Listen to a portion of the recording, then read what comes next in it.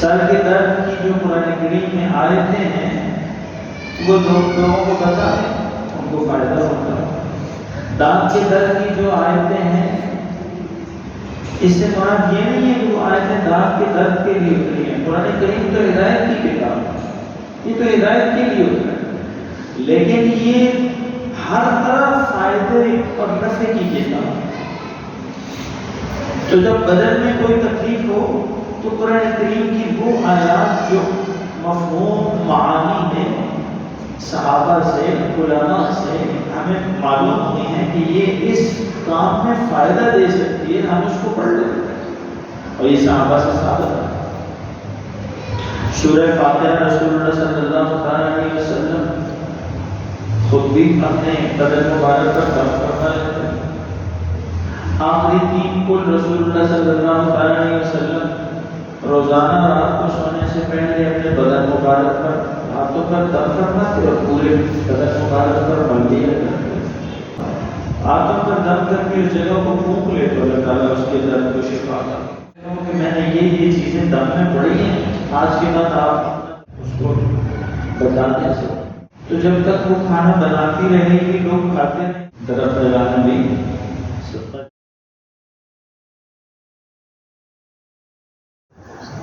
الحمد لله نحمده ونستعينه ونستغفره ونؤمن به ونتوكل عليه ونعوذ بالله من شرور أنفسنا ومن سيئات أعمالنا، من يهده الله فلا مضل له ومن يضلل فلا هادي له، ونشهد أن لا إله إلا الله وحده لا شريك له، ونشهد أن سيدنا ومولانا محمدا عبده ورسوله، أرسله بالحق بشيرا ونذيرا وداعيا إلى الله بإذنه وسراجا منيرا.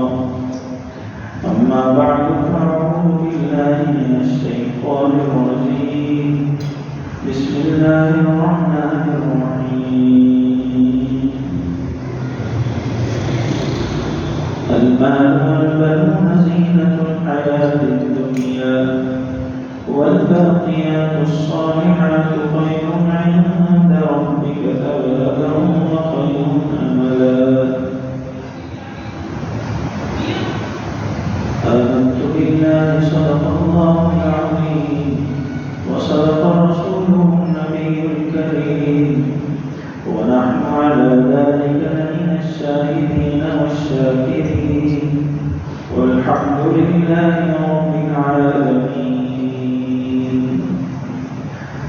اللهم صل على سيدنا محمد وعلى آل سيدنا محمد وبارك وسلم.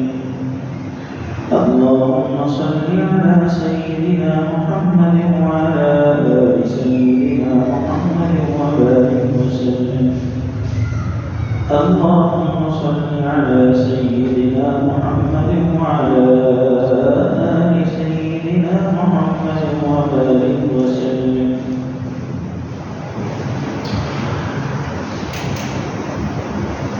ارشاد باری تعالی ہے، المال والبنون، مال و اولاد زینت الحیات الدنیا، یہ تو دنیا کی زندگی کی رونق ہے. والباقیات الصالحات خیر عند ربک، اور تمہارے رب کے ہاں جو چیز باقی رہنے والی ہے، ثواب والی ہے، ثواب والی، وخیر عملا، اور امید کے لحاظ سے بہتر وہ کیا چیز ہے؟ وہ نیکی ہے. یعنی دنیا کی جو مال اور اولاد ہے یہ اللہ تعالیٰ نے زیب و زینت کے لیے دی ہیں، اور اللہ کے ہاں جو چیز باقی رہے گی اور جس سے امید لگائی جا سکتی ہے وہ نیکی ہے. یہ قرآن کریم کی آیت ہے. احادیث مبارکہ اور مفسرین صحابہ کرام رضوان اللہ تعالی علیہم اجمعین کی فرمان کی روشنی میں علماء نے یہ لکھا ہے کہ اس آیت میں اللہ تعالیٰ بتا رہے ہیں کہ مال اور اولاد اس کا نفع مختصر ہے.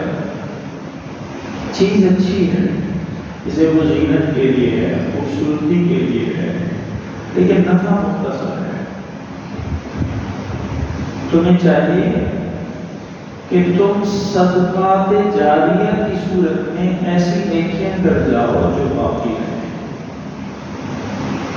جو تم نامی ہو تو ان کا ثواب اور نیکی تمہیں پہنچتی رہے. یہ اس آیت کا مفہوم ہے، خلاصہ ہے. صدقہ جاریہ کہتے ہیں اس نیکی کو جو انسان دنیا سے چلا بھی جائے، نہ بھی موجود ہو تب بھی باقی رہے اور اس کا اجر اور ثواب اس کو حاصل ہوتا ہے. حضرت سعد رضی اللہ تعالیٰ کی والدہ فوت ہو گئی. حضور کے پاس تشریف لائے، فرمانے لگے اللہ کے رسول مجھے ارشاد فرمائے کہ میں اپنی والدہ کے لیے کون سا ایسا کام کروں، ایسی نیکی کروں کہ جس کا ثواب میری ماں کو پہنچتا رہے، اس کو جاتا رہے. اللہ کے رسول علیہ السلام نے فرمایا کہ ساتھ پانی کا بندوبست کر دو. تو پانی کا بندوبست کر دو گے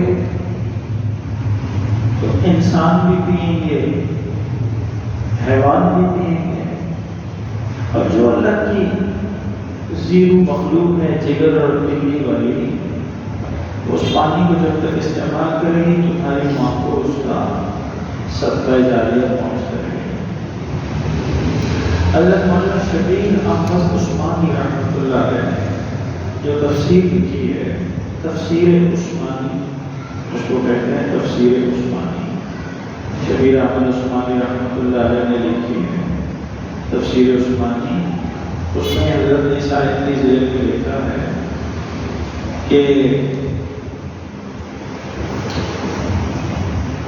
سب سے جو پہلی بڑی نیکی ہے صدقہ جاریہ میں، وہ اللہ کا گھر ہے، مسجد ہے. یہ صدقہ جاریہ ہے کہ جب تک مسجد ہے اور مسجد باقی رہنے کے لیے بنتی ہے، تو جب تک مسجد ہے اس میں عبادت ہو رہی ہے، نماز پڑھنے والے، قرآن پڑھنے والے، ذکر کرنے والے، تلاوت کرنے والے، تسبیح کرنے والے، استغفار کرنے والے، آنسو بہانے والے، آہیں بھرنے والے، اللہ کو راضی کرنے والے، جب تک اس میں عمل کرتے رہیں گے تو مسجد بنانے والے یا مسجد بنانے میں اپنا حصہ ڈالنے والوں کو اس کا اجر ملتا ہے. قرآن کریم بتا رہا ہے کہ مال اور اولاد چیز تو اچھی ہے، خوبصورتی کی چیز ہے، زیب و زینت کی چیز ہے، لیکن یہ باقی نہیں رہتی. تو نیکی باقی رہتی ہے، اور نیکی بھی وہ باقی رہتی ہے جو صدقہ جاریہ کی صورت میں. اسی طرح فرمایا کہ پانی کا کسی نے کوئی ذریعہ کر لیا، بندوبست کر لیا پانی کا، تو یہ صدقہ جاریہ میں ہے. تو یہ جب تک باقی رہے گا تو اس کو فائدہ ہوتا رہے گا، اس کو اجر اور ثواب. جیسے اکاؤنٹ کھل جاتا ہے تو اس میں رقم آتی رہتی ہے، تو صدقہ جاریہ میں نیکی جمع ہوتی رہتی ہے. اسی طرح رسول اللہ صلی اللہ علیہ وسلم کا فرمان او علم ينتفع به، یا کوئی اپنی اولاد کو علم سکھانے یا دین کا علم، یا علم سکھانے پڑھنے پڑھانے کے انتظام میں کوئی اپنا حصہ ڈال دیا، شرکت کر لی، تو یہ جب تک چلتا رہے گا اس کو اس کا سلسلہ جاری آتا رہے گا۔ کسی کو نماز سکھا دی اور وہ نماز آگے کسی کو جب تک پڑھتا رہے گا خود پڑھے گا، کسی کو پڑھائے گا، کسی کو سکھائے گا، پھر آگے وہ سکھائے گا، آگے کوئی اور پڑھے گا، تو اس کا سلسلہ جاری چلتا رہے گا، ختم نہیں ہوگا۔ اور علم ينتفع به، اس میں دین کا علم بھی ہے اور ہر طرح کا علم ہے۔ آپ ڈاکٹر ہیں تو آپ نے کسی کو طب سکھا دیا، تو جب تک اس کے ہاتھ سے خیر ہوتی رہے گی، لوگوں کا علاج ہوتا رہے گا، تو آپ کو خیر ملتی رہے گی، نیکی ملتی رہے گی، اجر اور ثواب ملتا رہے گا۔ کسی نے مجھ سے پوچھا کہ میری بہن ہے تو وہ کھانے کی کوئی مخصوص چیزیں ہیں وہ بہت اچھا بنا لیتی ہیں، کھانے کی چیزیں ہیں، بعض ڈشیں جن کو کہتے ہیں، تو کھانے کی چیزیں ہیں وہ بہت اچھا بنا لیتی ہیں۔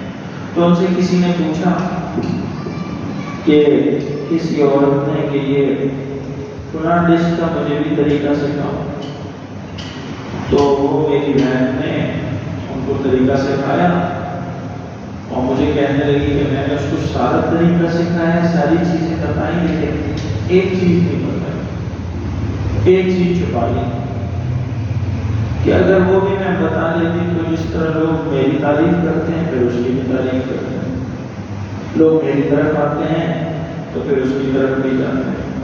تو مجھے وہ پوچھنے لگے کہ وہ کہہ رہی ہے یہ صحیح ہے یا غلط ہے، تو میں نے انہیں عرض کیا کہ یہ تو کتمان علم ہے، جیسے کتمان حق جرم ہے، حق کو چھپانا جرم ہے، سچی بات حق بات کو چھپانا جرم ہے، اور اسی طرح کتمان علم بھی گناہ ہے، جرم ہے، علم کو چھپا دینا، تو یہ بھی علم ہے، کھانا پکانے کا علم۔ تو میں نے انہیں عرض کیا کہ ان کو بتائیں کہ وہ جو ایک چیز آپ نے چھپائی ہے وہ بھی ان کو بتا دیں، تو جب تک وہ کھانا بناتی رہے گی، لوگ کھاتے رہیں گے، تو تمہیں گھر بیٹھے اللہ تعالیٰ اجر اور ثواب عطا فرمائے۔ یہ بھی نہیں کیا۔ بعض اوقات آپ دیکھتے ہیں کہ حکیم حضرات، طبیب حضرات ہوتے ہیں، وہ کہتے ہیں یہ خاندانی نسخہ ہے یا صدری نسخہ ہے، سینہ بسینہ۔ مجھے میرے والد نے، ان کو ان کے والد نے، ان کو ان کے اس طرح خاندان سے، تو یہ جو نسخہ ہے دوا کا، یہ صدری نسخہ ہے، سینہ بسینہ ہے، تو وہ کسی کو بتاتے ہیں اور اس نسخے کو لے کر قبر میں چلے جاتے ہیں، تو یہ کتمان علم ہے، گناہ ہے، علم کو چھپانا، یہ کتمان علم ہے۔ صحیح طریقہ کیا ہے کہ علم اللہ تعالیٰ نے آپ کو جو عطا فرمایا ہے اس کو بتانے سے، کسی کو کوئی قرآن کریم یا احادیث مبارکہ کی کسی آیت کا دم آتا ہو تو وہ دوسروں کو نہیں بتاتے اور کہتے ہیں مجھے تو اجازت ہے لیکن میں اور کسی کو نہیں بتاؤں، تو یہ بھی کتمان علم ہے۔ آپ سے کوئی پوچھے مجھ سے کہ سر کے درد میں دم ڈالتے ہیں تو میں بغیر بتائے خود کہہ دیتا ہوں، اس لیے بھی کہ میری جان چھوٹ جائے گی، فارغ ہو جائے گا، ان لوگوں کو دم ڈال کرے، ان لوگوں پہ بوجھ اٹھا کر اپنے انسان کی زندگی کے کام اور ہو رہے۔ تو مجھے کوئی کہے کہ سر میں درد ہے تو میں دم ڈال کے اس کو کہہ دیتا ہوں کہ میں نے یہ چیزیں دم میں پڑی ہیں، آج کے بعد آپ اپنا دم پھوڑ ڈالیے گا، پھوڑ ڈال۔ جسم میں درد ہے تو رسول اللہ صلی اللہ علیہ وسلم نے چھپایا نہیں تو ہم چھپانے والے کون ہیں؟ حضور نے فرمایا جس کو جسم کے جس حصے میں درد ہو وہ اس جگہ پر ہاتھ رکھے اور 3 مرتبہ کہے بسم اللہ بسم اللہ بسم اللہ، آپ اس 7 مرتبہ کی دعا پڑھیں، اعوذ بعزت اللہ وقدرتہ من شر ما اجد واحاذر، یہ پڑھ لیں 7 مرتبہ۔ آنکھوں پر دم کر کے اس جگہ کو پھونک لے تو اللہ تعالیٰ اس کے درد کو شفا عطا کرے۔ سر کے درد کی جو قرآن کریم میں آیتیں ہیں وہ لوگوں کو پتہ ہے، ان کو فائدہ ہوتا ہے۔ دانت کے درد کی جو آیتیں ہیں، اس سے مراد یہ نہیں ہے کہ وہ آیتیں دانت کے درد کے لیے اتری ہیں۔ قرآن کریم تو ہدایت کی کتاب ہے، یہ تو ہدایت کے لیے اترا ہے، لیکن یہ ہر طرح فائدے اور نفع کی کتاب ہے۔ تو جب بدن میں کوئی تکلیف ہو تو قرآن کریم کی وہ آیات جو مفہوم معانی میں صحابہ سے، علماء سے ہمیں معلوم ہوئی ہیں کہ یہ اس کام میں فائدہ دے سکتی ہے، ہم اس کو پڑھ لیتے ہیں، اور یہ صحابہ سے ثابت ہے۔ سورہ فاتحہ رسول اللہ صلی اللہ علیہ وسلم خود بھی اپنے بدن مبارک پر دم فرما لیتے ہیں۔ آخری 3 قل رسول اللہ صلی اللہ علیہ وسلم روزانہ رات کو سونے سے پہلے اپنے بدن مبارک پر ہاتھوں پر دم فرماتے اور پورے بدن مبارک پر مل دیا کرتے۔ تو کتمان علم نہ، بات چھپانا، علم چھپانا۔ آپ کو آپ کی دکان ہے چنے پکانے کی، لاہور میں آپ دیکھیں، لاہور جائیں تو لاہور میں ایک سے ایک چنے بنانے والے، صبح ناشتہ لوگ لاہور میں بڑے کرتے ہیں، جو لاہور آتے جاتے ہیں تو بڑے بڑے لوگ ہیں، بڑی بڑی دکانیں خاندانی طور پر وہ چل رہے ہیں۔ اب ان کو چنے پکانے کا اپنا انداز ہے، اس میں مسالہ ڈالنے کا اپنا انداز ہے، تو اگر کوئی پوچھ لے تو بتا دو، لیکن بتاتے نہیں ہیں، کہتے ہیں یہ ہمارا خاندانی ہے۔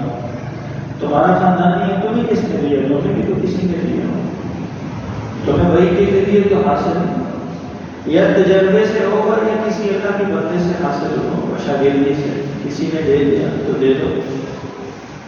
ان کی بات کو پھیلانا یہ بھی سکتا، مسجد کا کام کرنا، مسجد بنانا، مسجد میں حصہ ڈالنا، مسجد کی تعمیر میں، آبادی میں، رونق میں، اس کی سہولت میں، یہ بھی صدقہ، وہ صدقہ جو صدقہ جاریہ ہے۔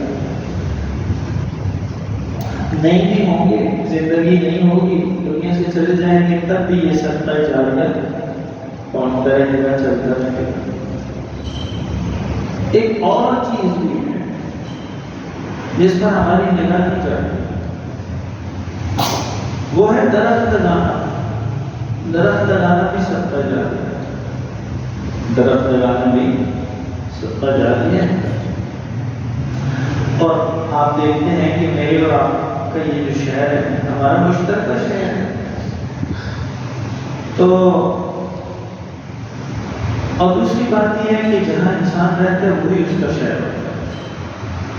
اگر آپ نیو یارک میں، لندن میں رہتے ہیں تو وہ آپ کا شہر ہے، چاہے آپ کہیں کے بھی، اور آپ لاہور میں رہتے ہیں تو وہ آپ کا شہر ہے، چاہے آپ پیچھے سے کہیں کے بھی۔ تو یہ جو میرا اور آپ کا شہر ہے، اس میں درخت تھے پہلے، اب کم ہو رہے ہیں۔ ہم جب چھوٹی عمر میں تھے تو زیادہ ہوتے تھے، اب دیکھیں ہم درخت آہستہ آہستہ کم ہو رہے ہیں۔ تو کچھ آنے والے سالوں میں آپ دیکھیں گے کہ کباب کے موسم کی ٹھنڈی لاہور اور پشاور کی طرف بالکل اسی طرح چلا جائے۔ رسول اللہ صلی اللہ علیہ وسلم نے فرمایا، حدیث مبارکہ مسلم شریف کی جلد 2 میں، جلد ثانی میں، دوسری جلد، حدیث مبارکہ صحابی فرماتے ہیں رسول اللہ صلی اللہ علیہ وسلم ہمیں بشر کے باغ میں تشریف لے گئے۔ خاتون ہے تو ان کا باغ ہے، کھجوروں کا باغ ہے، تو حضور اس میں تشریف لے گئے۔ ہمیں بشر کے باغ میں حضور تشریف لے گئے، کھجوروں کے باغ میں۔ آج کے زمانے میں جیسے کوئی مال و دولت والا ہو تو اس کی علامت کیا ہے؟ اس کی شوگر مل ہوگی، وہ کوئی لینڈ لارڈ ہوگا، کوئی اس کی اور کئی صورتیں۔ اس زمانے کی شوگر مل، اس زمانے کا مالدار آدمی وہ ہوتا تھا جس کا باپ ہوتا تھا، کھجوروں کا باپ، خاص طور پر کھجوروں کا باپ، تو وہ امیر لوگ ہوتے تھے۔ اس سے ایک مسئلہ اور بھی سمجھ آ جائے گا ہمیں کہ جی کیا عورت کام کر سکتی ہے یا کاروبار کر سکتی ہے؟ تو جی ہاں، اگر وہ ضرورت مند ہے اور اس کی ضرورت ہے اور اس کی زندگی کا نظام اس کی ملازمت یا اس کے کاروبار کے بغیر نہیں چلتا تو وہ دائرہ کار کے اندر کر سکتی ہے، منع نہیں، کام بھی کر سکتی ہے، کاروبار بھی کر سکتی ہے، ملازمت بھی کر سکتی ہے، دائرے کے جو حدود اللہ تعالیٰ نے مقرر فرمائی ہے اور اللہ کے رسول علیہ السلام نے جن حدود کے گرد دائرہ کھینچا ہے ان حدود میں رہ کر عورت کام کر سکتی ہے۔ تو ام بشر کے باپ میں رسول اللہ تشریف لے گئے صلی اللہ علیہ وسلم، تو حضور نے پوچھا ام بشر سے کہ ام بشر، یہ جو کھجوروں کے درخت ہے تیرے باپ نے، یہ کسی مسلمان نے لگائے ہیں یا کافر نے؟ حضور نے پوچھا کہ یہ جو باپ نے درخت ہیں کھجوروں کے، یہ کسی مسلمان کے لگے ہوئے ہیں یا کسی کافر نے لگائے؟ تو انہوں نے فرمایا اللہ کے رسول صلی اللہ علیہ وسلم یہ مسلمان نے لگائے۔ تو حضور نے فرمایا کہ اگر یہ مسلمان نے لگائے ہیں تو جو اس میں سے کھائے گا تو لگانے والے کو اللہ تعالیٰ صدقہ جاریہ کے طور پر اجر عطا فرمائے۔ پھر یہی بس نہیں کیا، سنتے جانا۔ فرمایا اگر وہ دنیا سے چلا جائے اور یہ وراثت میں اس کی اولاد کو مل جائے، اس کی بیٹوں کو اس کی اولاد کو مل جائے، بیٹیوں کو بیٹوں کو وراثت میں یہ تقسیم ہو جائے، تو پھر بھی جو کھائے گا تو وہ لگانے والے کو اس کا ثواب، نیکی کا ثواب اس کا جائے گا۔ پھر رسول اللہ صلی اللہ علیہ وسلم نے فرمایا کہ اگر اس میں سے کوئی چوری کرے گا، دیکھیں ویسے تو چوری کرنا کتنی بری بات، اچھی بات نہیں ہے، لیکن حضور فرما رہے ہیں کہ یہ جو پھلدار درخت ہے اس میں سے اگر کوئی چرا کے چوری کر کے کھائے گا تب بھی جس نے لگایا ہے اس چوری کا ثواب بھی اس کو جائے گا۔ جس نے پھل چوری کیا اور کھا لیا، لیکن جس نے یہ پھلدار درخت لگایا ہے یہ چوری کر کے کھانے والے کا ثواب بھی اس کو جائے گا۔ حضور فرمایا صلی اللہ علیہ وسلم، فرمایا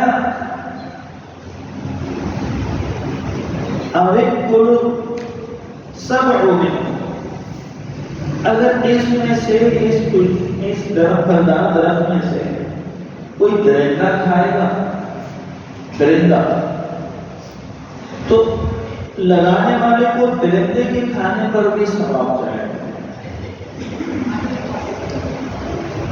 پھر رسول اللہ صلی اللہ علیہ وسلم نے فرمایا کہ اگر کوئی پرندہ کھائے گا، چرند پرندے سے کوئی کھائے گا تو اس کا ثواب بھی لگانے والے کو مرنے کے بعد بھی، زندہ ہے تب بھی، مر گیا ہے تب بھی، یہ جو درخت میں سے پھل ہے یہ درندہ کھائے تب لگانے والے کو ثواب ہے، پرندہ کھائے تب لگانے والے کو ثواب ہے، انسان کھائے تب ثواب ہے، خود دنیا سے چلا گیا ہے، مال وراثت میں تقسیم ہو گیا ہے، تب بھی کوئی کھا رہا ہے تو اس درخت کے پھل کا ثواب اس کو جائے گا، اور اگر کوئی چوری کر کے کھا رہا ہے تب بھی لگانے والے کو ثواب جائے گا۔ اور اسی لیے رسول اللہ صلی اللہ علیہ وسلم نے فرمایا کہ درخت لگاؤ تو پھلدار درخت لگاؤ۔ حضور نے کیا فرمایا؟ جب بھی درخت لگاؤ تو پھلدار درخت لگاؤ۔ اب میرے اور آپ کے زمانے میں آپ دیکھتے ہیں موسمیاتی تبدیلی اور کلائمیٹ چینج اور موسمیاتی تبدیلی، یہ بات آپ بھی سنتے ہیں۔ اقوام متحدہ نے کہا، دنیا کی ترقیات کا ملکوں نے کہا، ساری دنیا کہہ رہی ہے، اب وہ کہتے ہیں درخت لگاؤ، لیکن ہم مسلمان ہیں، ہمارے جو صاحبان اختیار ہیں وہ قرآن و حدیث سے تو رہنمائی لیتے نہیں، قرآن و حدیث سے رہنمائی نہیں لیتے۔ تو اللہ تعالیٰ سمجھ عطا فرمائے، قرآن و حدیث سے ہم سب کو بھی، ان کو بھی اور ہم سب کو بھی رہنمائی دینے کی توفیق عطا فرمائے۔ یہ جو لاہور اسلام آباد موٹر وے ہے، لاہور سے اسلام آباد جب آپ چڑھتے ہیں تو اس پر لکھا ہوتا ہے N2 موٹر وے جو ہے لاہور سے اسلام آباد آ رہی ہے، اسلام آباد سے لاہور جا رہی ہے، پاکستان کی پہلی موٹر وے ہے۔ اس کے لیے 35,000 ایکڑ سے زائد زمین سرکاری زمین تھی، اور حکومت نے درخت لگائے کون سے؟ سفیدے کے درخت، سفیدے کے درخت۔ اگر کوئی قرآن و سنت سمجھنے والا، بتانے والا، سیکھنے والا ہوتا تو بتاتے بھائی پھلدار درخت لگا، سفیدے کا درخت نہ لگا۔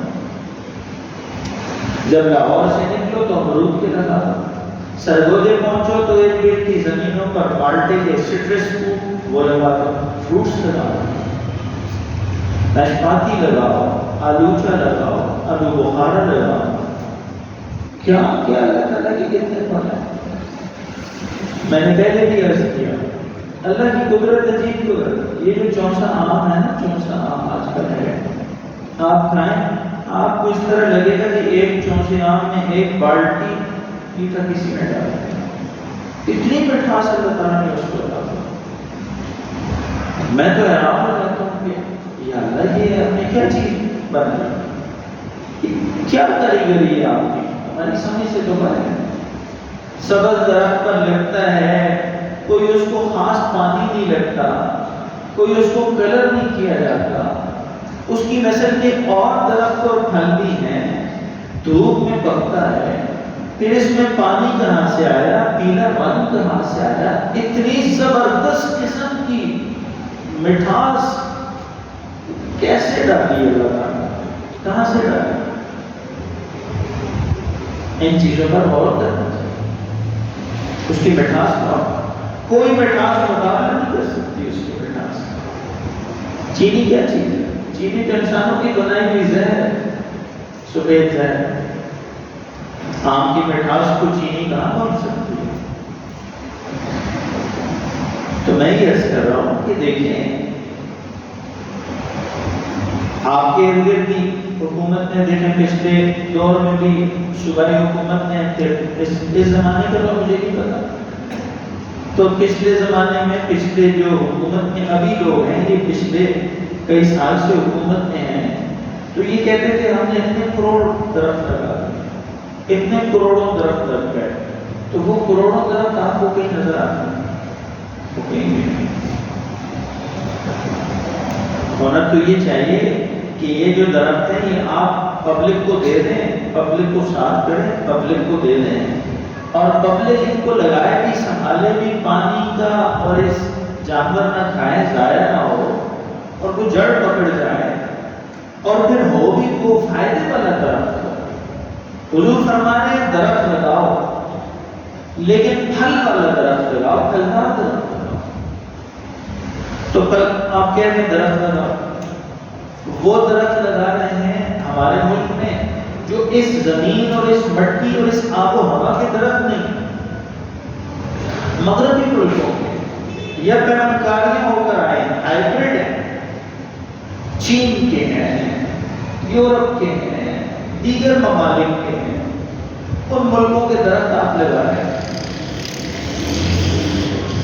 تو بھائی رسول اللہ صلی اللہ علیہ وسلم کی بات کو مان لو۔ حضور فرما رہے ہیں درخت لگاؤ، پھلدار درخت لگاؤ، پھلدار لگاؤ گے آکسیجن وہ بھی دے گا، سایہ وہ بھی دے گا، ٹھنڈک وہ بھی دے گا، کلائمیٹ چینج یا موسمیاتی تبدیلی کے لیے جو چیز ضروری ہے یہ والا درخت بھی کرے گا، پھل والا درخت بھی کرے گا۔ اور فائدہ کیا ہوگا؟ اب ثواب کا آڑو ہے نا، ثواب کا لگاتے ثواب والے ہیں، کھاتے لاہور والے ہیں، تو جب لاہور والے کھاتے ہیں تو ثواب والوں کو اللہ تعالیٰ اجر عطا فرماتے ہیں، پیسہ ہے نا عطا فرماتے ہیں، مال دولت ہے نا ملتا ہے۔ اخروٹ کا درخت ہے، اخروٹ کا درخت آپ نے لگا دیا، سال اس کے اخروٹ اتارے اور اتار کے بیچ دیے. جو پیسوں کے لے کر اخروٹ کھا رہا ہے، لگانے والے کو پیسے قیمت بھی مل گئی اور اخروٹ کھانے والے کے کھانے کا اجر اور ثواب بھی مل گیا. صدقہ جاری. اس بات پر کوئی ہمارا معزز نمازی حیران نہ ہو کہ یہ مسجد میں نماز روزے کی بات کی بجائے درخت کی بات کر رہے ہیں. تو میں نے عرض کیا جیسے نماز کا حکم رسول اللہ صلی اللہ علیہ وسلم نے دیا ہے، روزے کا حکم دیا ہے، ایسے درخت لگانے کا حکم بھی دیا ہے. حضور نے فرمایا درخت لگاؤ. اور کیسی زبردست حدیث لائے ہیں صحابی. میں مفہوم عرض کر رہا ہوں. فرماتے ہیں اللہ کے رسول علیہ السلام نے فرمایا کہ اگر قیامت واقع ہو گئی ہو اور تمہارے پاس کھجور کا درخت لگانے کا موقع ہو تو یہ نہ دیکھو کہ قیامت واقع ہو جائے گی اس کا کیا فائدہ ہوگا. فرمایا تم اپنے حصے کا درخت لگاؤ. قیامت کو نہ دیکھو، درخت لگانا ہے لگانا. یہ بھی کام ہے، جیسے نماز پڑھنا کام ہے، روزہ رکھنا کام ہے. تو حضور نے فرمایا صلی اللہ علیہ وسلم کہ درخت لگاؤ اور پھلدار درخت لگاؤ. اور یہ موسم ہے درختوں کے لگانے کا. اور پھر آپ دیکھتے ہیں کہ ماحول سے انسان اثر لیتا ہے، ماحول سے انسان اثر لیتا ہے. باہر گرمی ہوگی، اندر کمرے میں اگر جنید بغدادی بھی بیٹھے ہیں نا تو ان کو بھی گرمی لگے گی، ماحول کا اثر ہوگا. یہ نہیں ہے کہ باہر سردی ہے اور اندر بایزید بسطامی بیٹھے ہیں اور ان کو سردی نہیں لگے گی. سردی لگے گی، ماحول کا اثر ہوگا، ہر ایک پر ہوگا. باہر جو ماحول ہوگا اس کا اثر مجھ پر بھی ہوگا. 221 سے زائد لوگ ان بارشوں سے پورے ملک میں فوت ہو گئے اپنی جان سے. 221 کچھ دن پہلے میں نے پڑھا BBC کا، تو 221 سے زائد لوگ فوت ہو گئے. پتہ نہیں کتنے ہوئے ہوں گے، یہ اللہ کو ہی پتہ. اللہ تعالیٰ ان کو جو شہادت کے رتبے ہیں ان میں اچھے رتبے کی شہادت نصیب کرنا.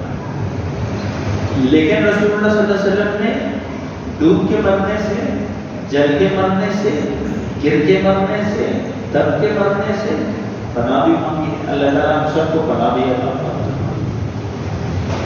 لیکن یہ شہادت کی قسموں میں یہ قسم بھی ہے. ڈوب کے مرے گا تو شہید ہوگا، جل کے مرے گا تو شہید ہوگا، دب کے مرے گا تو شہید ہوگا، گر کے مرے گا تو شہید ہوگا. اللہ تعالیٰ ہم سب کو عافیت کی موت نصیب کرنا. میں یہ عرض کر رہا ہوں کہ اتنے لوگ میرے اور آپ کے، دیکھیں وہ اسلام آباد پنڈی میں وہ جو کرنل اور ان کی بیٹی شہید ہو گئے، دونوں اچھے بارش کرنا ہے، ریٹائر کرنا ہے. باپ تو اپنی بیٹیوں کے گلے میں پھولوں کے ہار ڈالتے ہیں، لیکن کتنا بڑا حادثہ ہوا کہ باپ کے ساتھ بیٹی بہہ گئی نالے میں، شہادت ہو گئی. مجھے خیال ہوا کہ ہم کم از کم آنے والی جو نسل ہے دینی رہنمائی ہم دے دیں، بتا دیں، باقی اللہ توفیق دے عمل کرنے کی مجھے بھی اور آپ کو کہ ہمارے مذہب میں ان چیزوں کی رہنمائی موجود ہے. اللہ کے رسول علیہ السلام نے کھیت کھلیان کو اجاڑنے سے منع فرمایا، پھلدار درخت کو کاٹنے سے منع فرمایا، تازہ پانی کے ذخیرے کو گندا کرنے سے منع فرمایا، پانی کے قریب پیشاب پاخانہ گندگی پھینکنے سے منع فرمایا. یہ ساری تعلیمات ہے اللہ کے رسول علیہ السلام. اب ہم کیا کر رہے ہیں؟ چونکہ پوچھنے والا، عمل کرنے والا، سننے والا پورے 26-28 کروڑ لوگوں میں بہت کمی ہے، تو پہاڑ ہے وہ کاٹ رہے ہیں. آپ دیکھیں یہاں سے مانسیرا جائیں، کتنی جگہوں پر لوگوں نے پہاڑ کاٹ کے لگا دیا، پلاٹ بنائے، فروخت کا مطلب نہ بنایا تو کیا ہوا، لیکن ایک حوث ہے پیسے کی. کھیت چھوڑ دو بھائی، میری یہ گزارش ہوتی ہے کہ مغرب کی، امریکہ کی، یورپ کی گندی باتوں کو تو لے لیتے ہیں ہم، جتنی گندگی ہے وہ لے لیتے ہیں، جو اچھی باتیں ہیں وہ نہیں لیتے۔ امریکہ میں آپ کسی بھی ریاست میں آپ زرعی زمین کو کسی اور مقصد میں تبدیل نہیں کر سکتے۔ کرنے کا طریقہ کار اتنا مشکل ہے کہ آپ کے دانتوں کو پسینہ نہیں کر سکتے۔ یہاں میرا کھیت ہے تو میں نے کل ہاؤسنگ اسکیم بنا دی، پلاٹنگ کر لی، بس ایک گلی والوں میں آپ دیکھتے ہیں چھوٹی چھوٹی لوگوں نے دکانیں ڈالی، ہر گلی میں ایک دکان، ایک شٹر، کیا ہے کہاں جا رہا ہے؟ کوئی خالی جگہ بھی چھوڑو، کوئی مٹی والی جگہ بھی چھوڑو، کوئی گھاس والی جگہ بھی چھوڑو، کوئی درختوں والی جگہ بھی چھوڑو، کہیں تازہ ہوا کی جگہ بھی چھوڑو۔ زندہ نہیں رہنا یہاں، اور اپنی نسلوں کی زندگی کا کوئی سوچنا نہیں ہے۔ پہلے زمانے میں آپ دیکھیں اسی علاقے میں کہ جہاں میں اور آپ رہتے ہیں، یہاں آلوچے کے درخت ہوتے تھے، خوبانی بھی ہوتے تھے، اور کئی چیزیں یہ جو پرانے حضرات میں سب کو ہوتے ہیں۔ ابھی کوئی آپ کو کوئی جگہ ہی نہیں ملتی۔ تو بات کرنے کا مقصد یہ ہے کہ جس کو جگہ ملے، حضور نے فرمایا صلی اللہ علیہ وسلم کہ درخت لگاؤ، یہ صدقہ جاری ہے، نیکی ہے، کہ جب تک درخت باقی رہے گا اس کا پھل، اور ساتھ فرمایا پھلدار درخت لگاؤ۔ درخت کاٹو نہیں، کتنی آسانی سے لوگ کاٹ لیتے ہیں۔ درخت کاٹ لیا کیا ہوا؟ اس کو گناہ نہیں سمجھتے، درخت کاٹنے کو گناہ نہیں سمجھتے۔ یہ جتنا گلیے بلتستان ہے، دیامر ہے، چلاوس ہے، آپ 1900 میں اس دن دیکھ رہا تھا جو یہ سیلاب آیا وہ چلاس میں، تو میں نے گوگل کر کے دیکھا کہ 1950 میں چلاس میں جنگلات کتنے تھے، دیامر میں، ضلع دیامر، اور اس کا صدر مقام چلاس، 100% اہل سنت کا علاقہ ہے۔ 1970 میں کتنے تھے، کتنے فیصد جنگلات تھے، اور 1990-95 میں کتنے فیصد جنگلات تھے، اور 2025 میں، تو آپ گوگل کر کے دیکھیں، آپ کو پتہ چلے گا یہ درخت کون کھا گیا، کاٹ دیے لوگوں نے درخت۔ اللہ تعالیٰ کی ناراضگی ہے، پھر پہاڑ گرتے ہیں، پتھر گرتے ہیں، پانی آتے ہیں، سیلاب آتے ہیں، یہ کہتے ہیں فلاں ہو گیا، یہ ہو گیا، وہ ہو گیا، کچھ شامت اعمال اور کچھ بے اعتدالی۔ تو میں نے شروع میں عرض کیا کہ کوئی معزز حاضرین مجلس میں سے کوئی حیران نہ ہو کہ مسجد میں نماز روزے کی بات کے ساتھ یہ درختوں کی بات کیوں کر رہے ہیں۔ تو میں نے عرض کیا مسلم شریف کی 2 جلد میں اللہ کے رسول علیہ السلام فرماتے ہیں کہ درخت لگاؤ اور پھلدار درخت لگاؤ، اور مسند احمد کی روایت میں نے عرض کی کہ حضور نے فرمایا کہ اگر قیامت واقع ہو جائے اور تمہارے پاس درخت کو لگانے کا موقع ہو تو انتظار نہ کرو کہ قیامت ہو جائے گی تو کوئی فائدہ نہیں ہوگا، درخت کا موقع ہے لگا دو۔ اس کی اہمیت بتانے کے لیے اتنی ضروری بات ہے۔ جیسے حضور نے نماز کا حکم دیا، روزے کا حکم دیا، گناہوں سے بچنے کا حکم دیا، ایسے ہی درخت لگانے کا حکم دیا۔ درخت لگاؤ، پھلدار درخت لگاؤ، پھر اس کے فضائل بتائے۔ پھلدار درخت میں سے درندہ کھائے تو لگانے والے کو صدقہ جاریہ، پرند کھائے تو صدقہ جاریہ، انسان کھائے تو صدقہ جاریہ، اور فرمایا کوئی اگر وہ خود چلا جائے، اس کی نسل میں سے کوئی وراثت تقسیم ہو جائے اور یہ درخت آگے کوئی مالک ہو جائے اس باغ، درخت، کھیت کھلیان کا، فرمایا پھر بھی اس کو ثواب صدقہ جاریہ۔ اور یہاں تک فرمایا کہ اگر کوئی ان پھلدار درختوں میں سے چوری کر کے کھائے، جو اچھی بات نہیں ہے، جو اچھی بات نہیں ہے، لیکن اگر کوئی چوری کر کے کھائے، فرمایا تب بھی درخت لگانے والے کو، پھلدار درخت لگانے والے کو اس کا اجر اور ثواب ملتا ہے۔ حضور کی تعلیمات ہیں، اللہ تعالیٰ دین کی ایک سمجھ ہے، وہ سمجھ مجھے اور آپ کو اللہ تعالیٰ عطا فرمائے، اور جو بات ہم کریں سنیں اس پر عمل کی توفیق ملے۔ دین کی ایک خاص سمجھ ہے، اسلام اور دین ایک مخصوص ذہن میرا اور آپ کا بنا ہوا ہے۔ میرا اور آپ کا اسلام صرف مسجد کی حدود تک، اس کے باہر ہم اسلام کو ممنوع سمجھتے ہیں، حالانکہ اسلام تو پورا دین ہے سارے کے سارے۔ تو جو درخت لگانے والے یا جو صاحبان اقتدار و اختیار ہیں، اللہ تعالیٰ ان کو بھی سمجھ عطا فرمائے کہ درخت لگے، درخت ہوں گے تو میرے اور آپ کی آنے والی نسل کو فائدہ بھی ہو، اور اس کا نفع قیامت تک صدقہ جاریہ کی صورت میں میری اور آپ کی قبر میں بھی ملتا رہے، بے فائدہ نہیں۔ یہ جو نوجوان نسل ہے کو سمجھانے کے لیے عرض کر رہا ہوں، اصل میں ہمیں نیکی اور ثواب کمانے کا ٹریننگ گھر سے ملی نہیں ہے۔ ہمیں کسی نے نہیں بتایا کہ نیکی اور ثواب بھی کوئی کمانے کی چیز ہے، ہمیں پیسہ کمانے کی ٹریننگ۔ بڑے ہو جاؤ اب مجھے 10ویں پڑھتے بچے، 11ویں پڑھتے بچے، 9ویں پڑھتے بچے کرپٹو کرنسی کی ٹریڈنگ کا پوچھتے ہیں، مجھے پوچھتے ہیں کہ وہ جائز یا نہیں جائز۔ 9ویں پڑھتا بچہ، 10ویں پڑھتا بچہ کرپٹو کرنسی، فوریکس ٹریڈنگ، ساری چیزیں پتہ ہے۔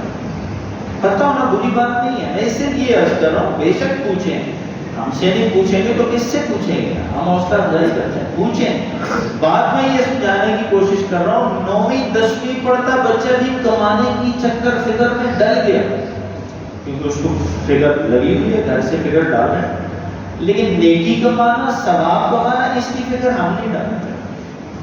تو نئی نسل کے لیے عرض کر رہا ہوں، دو چیزیں، دو قسم کی کرنسیز ہم نے کمانی ہے، دو قسم کی کرنسی۔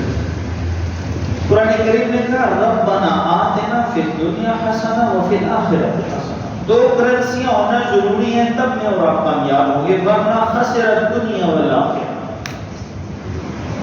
دو کرنسی، دنیا میں رہنا ہے تو فلوس، پیسہ، یہ بھی ضروری ہے، کمائیں جتنا حلال کما سکتے ہیں کمائیں، 1 میل سے 10 میلیں بنائیں، اللہ کی طرف سے اجازت، 10 مرلے کے گھر سے 10 ایکڑ کے گھر پہ جائیں، اللہ کی طرف سے اجازت، سائیکل سے BMW پہ چلے جائیں، اللہ کی طرف سے کوئی پابندی نہیں، جو آپ کا حلال ذریعہ ہے، طریقہ اختیار کریں، کوئی منع نہیں ہے، رب راضی رہے، اس کا رسول راضی رہے، بس جو لکیریں کھینچی ہیں اللہ اور اس کے رسول نے، ان لکیروں کے اندر آپ جتنا کھیل سکتے ہیں کھیلیں۔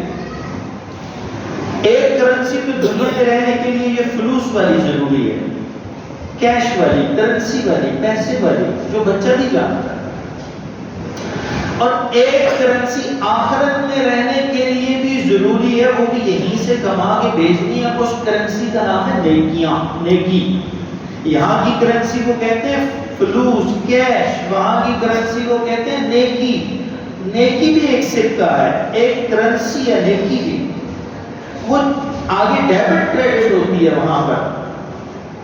اللہ کے رسول علیہ السلام نے فرمایا بہت ساری آخرت کی کرنسی نیکی لے کر لوگ آئیں گے، لیکن وہاں ان کو ڈیبٹ ہونا پڑ جائے گا ان کی کرنسی کو، انہوں نے لوگوں کو ظلم کی ہوگی، زیادتی کی ہوگی، گالی دی ہوگی، غیبت کی ہوگی، برا بھلا کہا ہوگا، حق مارا ہوگا، زمین دبائی ہوگی، تو وہ ان کی کرنسی جو یہ یہاں سے لے کر گئے بہت ساری، لیکن وہ ڈیبٹ ہونا شروع ہوتے ہوتے ہوتے ہوتے وہ بالکل ختم ہو جائے۔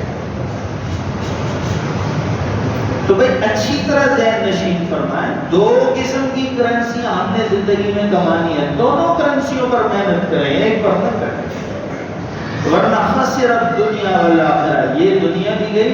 قرآن کریم نے کہا وَمِنْهُمْ مَنْ يَقُولُ رَبَّنَا آتِنَا فِي الدُّنْيَا، اور جو یہ کہے کہ بس دنیا کی زندگی اچھی ہو، یہاں کی سردی گرمی سے بچ جاؤ، جائیداد بناؤ، مال بناؤ، پیسہ بناؤ، عزت بناؤ، عہدہ بناؤ، جتھا بناؤ، جمع بناؤ، پارٹی بناؤ، اور آگے کی کوئی سوچ نہیں ہے اس کو۔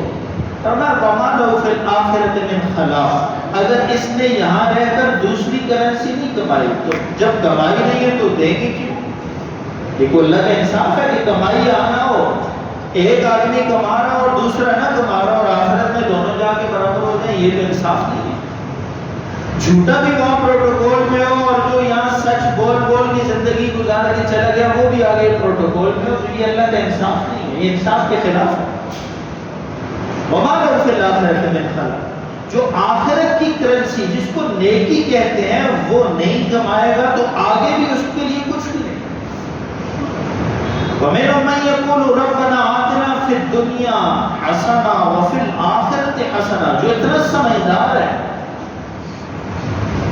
القیس من دان نفسه وعمل لما بعد الموت۔ اللہ کے رسول علیہ السلام نے فرمایا زبردست عقل مند کون ہے، بہترین عقل والا کون ہے، جو یہاں بھی دنیا کی زندگی بھی اچھی گزارنے کی فکر کرے اور آگے کی جو کرنسی ہمیں ضرورت ہے نیکی کی صورت میں اس کی انویسٹمنٹ بھی کرے، اس کی کمائی بھی کرے، وہ بھی شروع کرے۔ وہاں بھی تو مال ضرورت ہے، اس مال کی شکل تبدیل ہے، وہ نیکی کہلائی جاتی ہے یا فلوس کہتے ہیں اس کو، پیسہ کہتے ہیں۔ تو دونوں چیزیں ضروری ہیں۔ مجھے اور آپ کو اللہ تعالیٰ بات سمجھنے کی توفیق عطا فرمائے۔ میں نے بات بہت آسان کر کے کی کہ دنیا کی زندگی گزارنی ہے تو یہاں کیش کی، پیسے کی، فلوس کی، کرنسی کی ضرورت ہے تو کمائیں، اور آخرت پر اگر ایمان ہے، اور یقیناً ہم سب کا ایمان ہے، تو آخرت پر ایمان ہے تو فرمایا کہ آخرت کے لیے بھی وہاں تیاری کے لیے نیکیوں کی صورت میں سکے، کرنسی، کیش چاہیے، اس کا بندوبست بھی یہاں سے کریں۔ اوروں میں، حقوق میں اللہ کے رسول علیہ السلام نے کیسی بات ارشاد فرمایا، صرف دو کا اجازت آپ کو کھڑے ہو کر نماز شروع کر دی۔ اللہ اور اس کے رسول کی بات ہو رہی ہے، انہوں نے نماز شروع کر دی۔ سمجھ نہیں ہے لوگوں کو، دین سنتے نہیں ہیں، سیکھتے نہیں ہیں، سمجھتے نہیں ہیں۔ یہی تو ہم کہتے ہیں، سنو، سمجھو، پھر اس کے مطابق عمل کرو۔ اللہ اور اس کے رسول کی بات ہو رہی ہو، یہ بات فضول نہیں ہے، اس کے مقابلے میں انفرادی عبادت نفل نہیں ہے، سنت نہیں ہے، بیٹھ جاؤ، اس کو سنو۔ کون سی ایسی بات ہے جو میں نے اللہ اور اس کے رسول کی بات کے علاوہ کی؟ کوئی کسی کو گالی دی ہو، کسی کو کچھ کہا ہو، اللہ نہ کرے، اللہ بری بات کہنے سے اللہ حفاظت فرمائے، تو یہ بڑا ضروری ہے، بات سننا ضروری ہے، سنا کریں بات، جو دین کی بات ہو اس کو کان لگا کے سنیں، اس کو پورے غور سے سنیں، اس کا تجزیہ کریں کہ یہ جو بات کہہ رہا ہے یہ بات کیا ہے، اور اس کا فائدہ کیا ہے، اور اس بات کا نقصان کیا ہے۔ عمل کریں گے تو فائدہ کیا ہوگا، نہیں عمل کریں گے تو نقصان کیا ہوگا، یہ سننا ضروری ہے۔ تو میں یہ عرض کر رہا تھا کہ اللہ کے رسول صلی اللہ علیہ وسلم نے فرمایا کہ جب کوئی مسلمان نماز کو بغیر عذر کے چھوڑ دے گا، نماز کو بغیر عذر کے چھوڑ دے گا، جب اللہ کے آگے ملاقات کو پہنچے گا تو اللہ اس پر غصہ ہوگا۔ آپ بتائیں میں اور آپ اللہ کا غصہ برداشت کر سکتے ہیں؟ اور دوسرا فرمایا رسول اللہ صلی اللہ علیہ وسلم کہ جو نماز چھوڑ دے گا بغیر عذر کے، عذر کیا ہے، قومے میں ہے، بیماری میں ہے، کسی حاجت میں ہے، ابھی نہیں پڑھ سکتا، تو بعد میں تو پڑھے گا ہی پڑھے گا، اس کی چھٹی تو ہے نہیں۔ تو حضور نے فرمایا کہ صلی اللہ علیہ وسلم جب بھی حضور کا نام نامی اس میں گرامی سنا کریں تو صلی اللہ علیہ وسلم کے لیے اپنی ہم زبانوں کو حرکت دیں اور حضور کی خدمت میں درود بھیج کر اپنے نیک بخت ہونے پر مہر لگوا لیں اللہ کے رسول علیہ السلام کے فرمان کی روشنی۔ اللہ کے پیغمبر صلی اللہ علیہ وسلم نے فرمایا کہ بغیر عذر کے نماز چھوڑتا ہے کوئی تو اللہ کا ذمہ اس سے ہٹ جاتا ہے، اللہ کی ذمہ داری میں نہیں ہوگا، تو بتائیں رہے گا اللہ کی کائنات میں اور اللہ کا ذمہ نہ ہو، اللہ کی ذمہ داری نہ ہو، اللہ کی امان نہ ہو، اللہ کی کوئی گارنٹی نہ ہو، اللہ کی پروٹیکشن نہ ہو، تو یہ آدمی رہے گا کیسے، کیسے گزارے گا؟ میں نے اسی لیے سوچا کر سنا کریں، سوچا کریں اس بات کو۔ ہم صبح سوئے ہوتے ہیں بستر پر اور فجر کی نماز ہم بستر پر ہوتے ہیں، بالغ ہیں، نوجوان ہیں، بڑے ہیں، بوڑھے ہیں، جیسے بھی، گمان تو ہمارا یہ ہے کہ ہم سب پڑھتے ہیں نماز الحمدللہ، لیکن مسجد میں پڑھنا ضروری ہے۔ اب بستر پر ہیں اور نماز رہ گئی، آپ بتائیں جس کی بستر پر گزر گئی اس کا دن اچھا گزرے گا؟ اچھا نہیں ہوگا، اچھا گزرنا ہوتا تو پھر یہ سارا علم غلط ہو جائے گا. اگر ہم کہیں گے اچھا گزرے گا، یہ سارا علم غلط ہو جائے گا. یہ سارا علم کہتا ہے قرآن و سنت کا کہ صبح اس کی بستر پر گزر گئی تو اس کی دنیا اور آخرت گئی. اس نے اپنے ہاتھوں اپنے نصیب کو آگ لگا دی، اپنی قسمت کو خود برباد کر دیا. اس پر کسی کو جادو کرنے کی، بندش کروانے کی، تعویذ کروانے کی ضرورت نہیں ہے. اس کے گھر میں چڑیل کوئی نہیں آئے گی، یہ خود ہی چڑیل ہے جو فجر کے وقت گھر میں بستر پر. مجھے اور آپ کو اللہ تعالیٰ سمجھ آتا ہے، سوچ عطا فرمائے. زندگی کا پتہ نہیں چلتا انسان.